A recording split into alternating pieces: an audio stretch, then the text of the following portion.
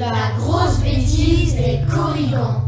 Cette histoire se passe à Lokeltas. C'est un village avec sa mairie, sa boulangerie et son école. Ouais, l'école Saint-Gilda.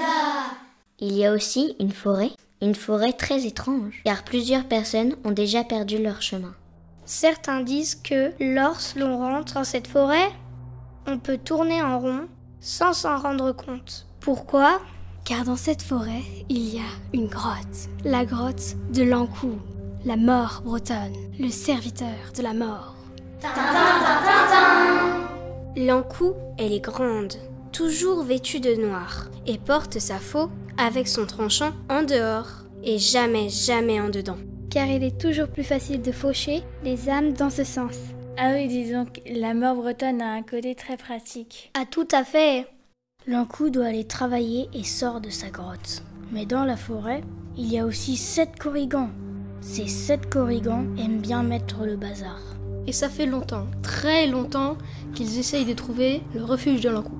Et quand ils voient enfin l'Ankou sortir de sa grotte et se diriger vers le village, ils sont heureux. Ils ont enfin réussi. Ils entrent dans la grotte. Il fait très sombre et très humide. On a l'impression que d'étranges créatures vont sortir de l'ombre pour vous dévorer.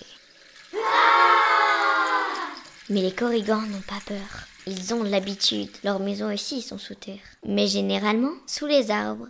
Je préfère chez moi. Ici, c'est vraiment humide. Et il fait vraiment très froid. C'est vrai que c'est humide et froid. Et très sombre.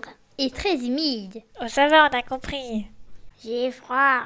Oh, regardez! Soudain, les Korrigans arrivent dans une très grande salle et ils aperçoivent des bougies. Pour ceux qui l'ignorent, dans l'antre de l'Ankou, il y a toujours des bougies. Mais pas n'importe quelle bougie. Chaque bougie correspond à l'âme de quelqu'un.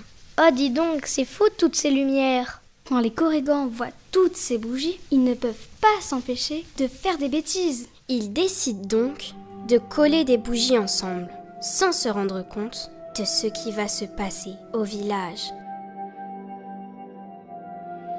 Au village, justement, à cause des Korrigans, le maçon se retrouve collé au boulanger. Mais qu'est-ce qui se passe? Pourquoi tu es collé à moi? Mais je ne sais pas, c'est toi qui es collé à moi. Non, c'est toi. Non, c'est toi. Il faut qu'on se décolle. Je ne veux pas faire de pain en béton. Et moi, je n'ai pas envie de construire une maison en pain d'épices. Le maire se retrouve collé au prêtre. Mais que se passe-t-il, mon père? Mais je ne sais pas, monsieur le maire. L'institutrice se retrouve collée au cancre de l'école. Promis maîtresse, si vous me décollez, je commence à travailler. Mais je n'y arrive pas, qu'est-ce que tu as fait? Mais c'est pas moi! Le médecin se retrouve collé au technicien de surface. C'est quoi technicien de surface? Bah, c'est homme de ménage.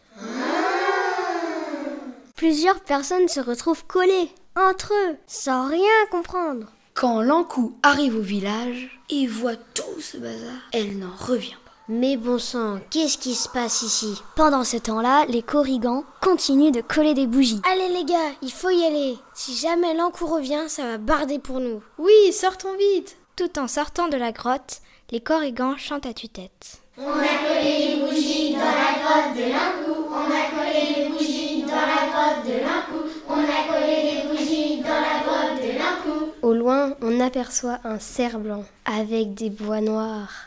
Oh, un cerf blanc avec des bois noirs. Il se cache et se rapproche de la grotte de l'Ankou pour espionner les 7 Korrigans. Je vois, dit-il. L'Ankou repart du village et arrive près de sa grotte. Devant celle-ci se trouve le cerf blanc avec des bois noirs. Bonjour, Ankou, je vous attendais. Tiens, étonnant, un cerf blanc qui me voit. Qui es-tu? Je suis Merlin, et je passais dans le coin, et j'ai surpris des Korrigans qui sortaient de chez vous.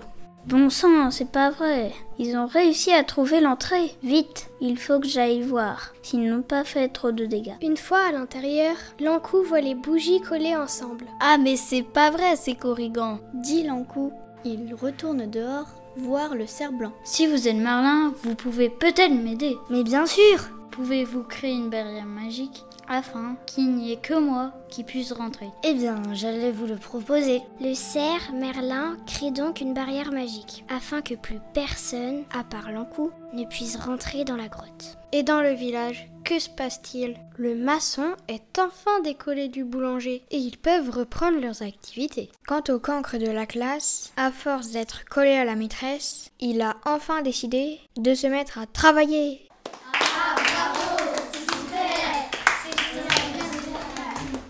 Et quant aux 7 corrigans, ils ont essayé de rentrer à nouveau dans la grotte de l'Ankou, mais impossible.